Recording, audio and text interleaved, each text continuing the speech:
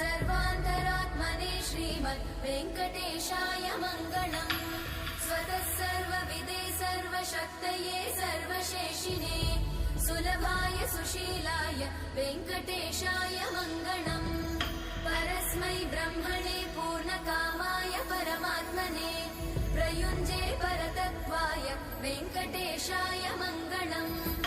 आकालतत्त्वमशान्तमात्मनामनुपश्यताम् अतृप्त्यमृतरूपाय वेङ्कटेशाय मङ्गलम्। प्रायस्वचरणौ पुंसां शरण्यत्वेन पाणिना कृपया दिशते श्रीमद् वेङ्कटेशाय मङ्गलम्। दयामृततरङ्गिण्यास्तरङ्गैरिव शीतलै अपाङ्गै सिञ्चते विश्वं वेङ्कटेशाय मङ्गलम्। स्रग्भूषाम्बर